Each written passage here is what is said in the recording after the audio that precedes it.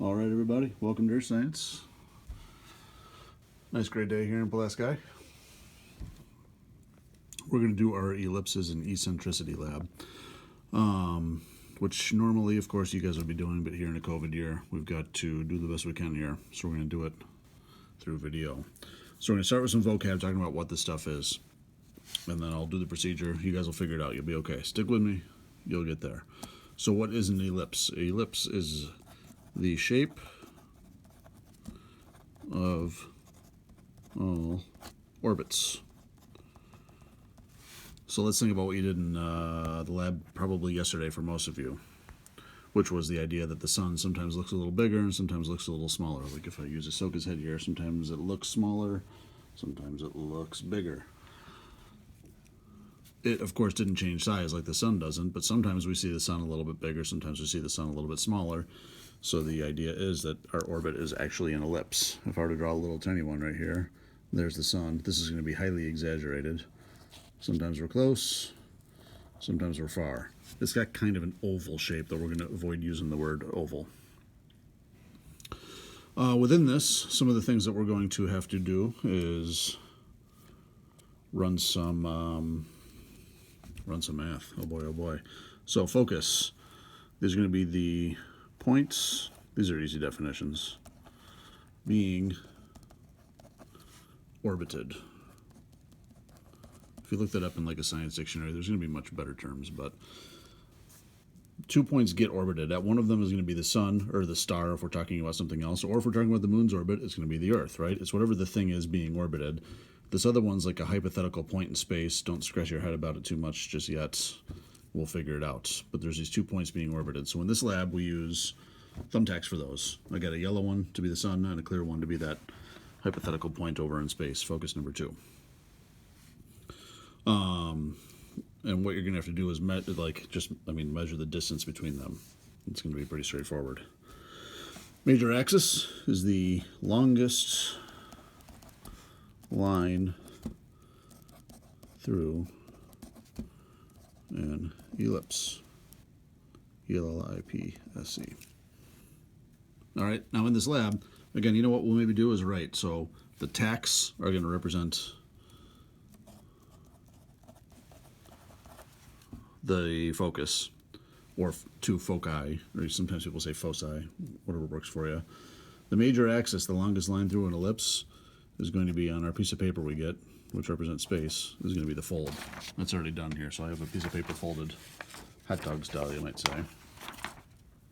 That's going to be our major axis for all of our shapes. Not too bad. Eccentricity, really, it's this, right? But I'm not going to make you write that twice. Let's just kind of write what it is. It's a measure of, it's really calculation, that's probably what I should say. Measure or calculation of how eccentric the ellipse is.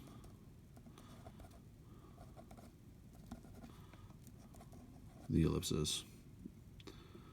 Measure of how eccentric the ellipse is, or like calculation or ratio, whatever you want to call it. Don't panic about it too much because functionally you got to get it down.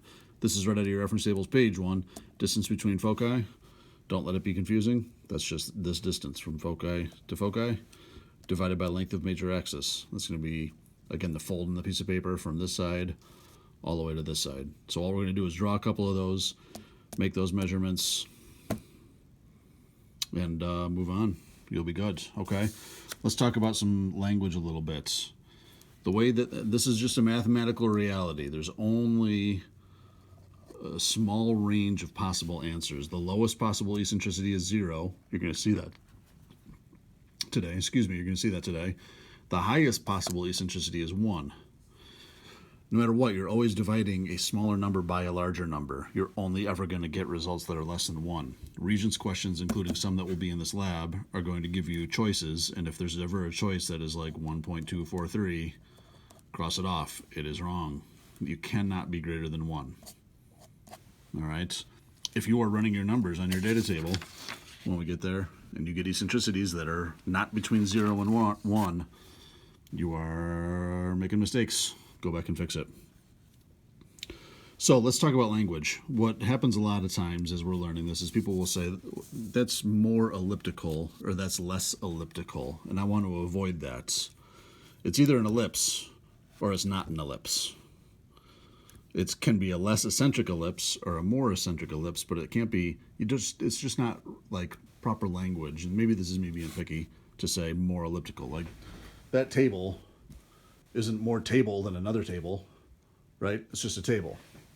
So, keeping that in mind, the ones that are closer to zero, we're going to say are less eccentric. And that means, and you guys know my drawing skills here, they're not going to be too hot. Oh, that's terrible. More circular. Like this is going to be closer to a circle. In fact, if it's zero, by definition, that's a perfect circle. And then as you get closer and closer and closer and closer to 1, what happens is that the shape gets more and more and more flattened out. And in fact, if you go all the way to 1, you end up with a thing called a parabolic orbit,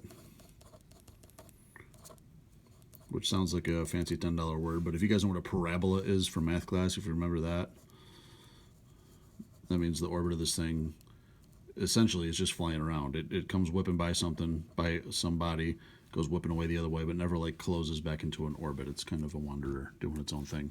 We will not be able to mathematically calculate those. We could get close to it, but that's it.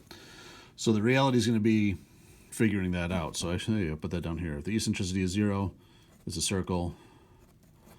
If the eccentricity is 1, like I used to say it's a line. I don't really love that, but since a 0 kind of looks like a circle and a 1 kind of looks like a line, that helps. The closer you are to 0, the more circular the orbits.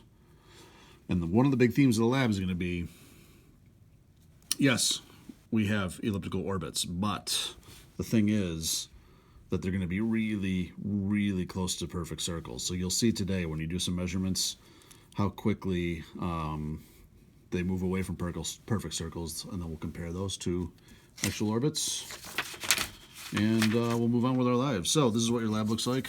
I haven't done the bottom yet. That'll be done in a bit. These I colored in colored pencil, but they're colored in on the Google Doc. It's just that I don't have a color printer, so I had to improvise there a little bit. You are going to be responsible for this and this as I do the lab. And that if that means pressing pause on YouTube and writing some things down, or jumping to this document and writing some things in there, then so be it. Then later on you can calculate these using this equation, which is just this divided by this. And please note it says round to the nearest thousandth. That's going to be a convention. Let's talk labels real fast. Everything I do today is going to be in centimeters. So if you take a number in centimeters and divide it by a number in centimeters, what is your label? If I had the Jeopardy song, I'd play it. Think about it for a sec. Maybe let's ask another question. If you're in a math class and they give you 2x over x, what do? If you got something on top and something on bottom, you cross them off.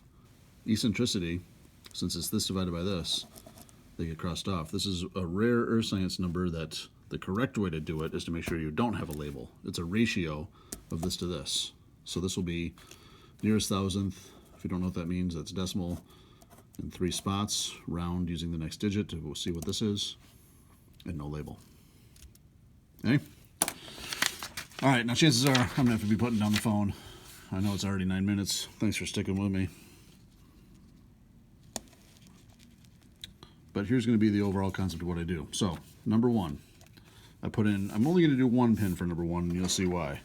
Number 1, I have in the lab as the red one. So, I'm going to do it in red. And we're going to say with number 1, what if we had only 1 focus rather than 2? And the whole premise of this lab, and if we manage to clear out COVID this year, and there's going to be regions, we're going to have to try this later in the year, but for now you're just going to watch and measure. Purpose of this lab is that I'm going to hold this out. I wonder if I can do it with the phone in my hand.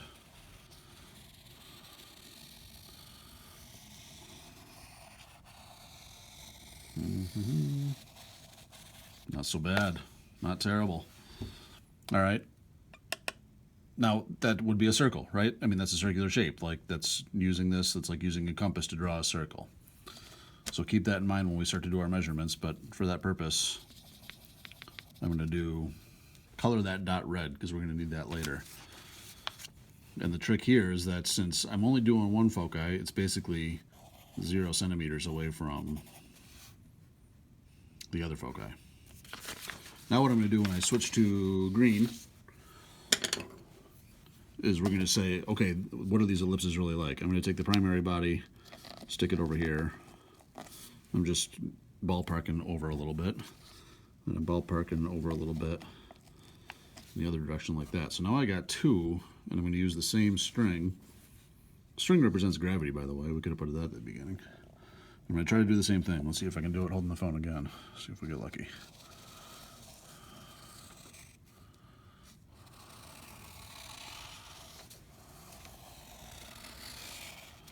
Not terrible. All right, so there's my green. Now we're starting to get a shape called an ellipse. When you measure this, you're going to see that that is not a perfect circle. It looks all right, but it is not a perfect circle. So we know what to measure later. I'm going to color that in green.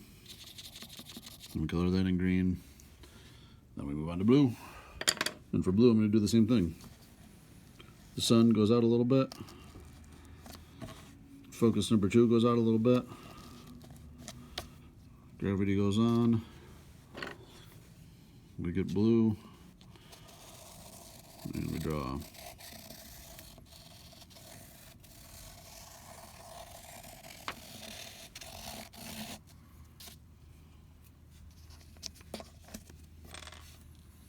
So that blue circle goes with those blue dots.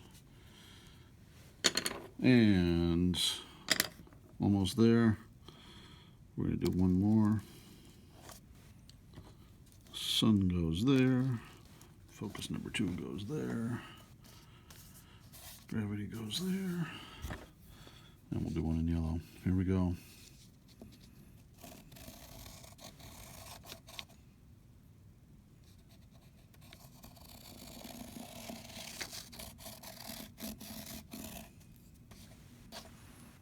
All right. Done with that stuff. We'll color those yellow. Good. So that's the lab. Now it's time for the data table. And it's going to mean some measuring. So let's see how this goes. What I'm going to do, so I got one end of red right on 0. I don't think I'm going to tell you what the numbers are. I think I'm going to have you guys reading. I think that we're getting enough light here, enough focus. And hey, is it perfect? No, but ballpark it. What do you think? How many centimeters is that for red? So that's from one side of the red all the way to the other. Okay, that will be your length of major axis for red. Now we'll do green. Now we got to start doing these distance between foci as well. We already did that one because it was at 0. For green, distance between foci. And again, we got to like really try to zoom, try to be as accurate as we can. If you can see that little hole where the tack was, and I know Chromebooks are small, do your best to estimate that little hole. How far off is that in green? That will be your distance between foci for green, focus to focus. And then the major axis for green, just to put this right here, and say where are you at? That is your length of major axis for green. Then we're going to blue. Distance between foci for blue. Nope, we're going to do this for distance between foci for blue. So I'm right on that.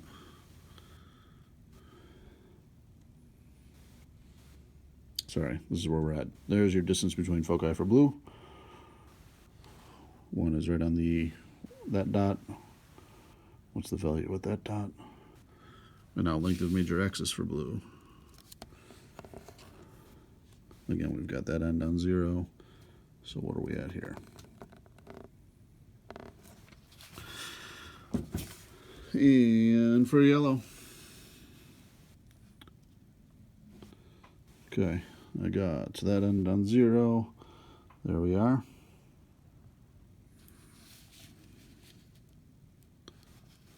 And that end.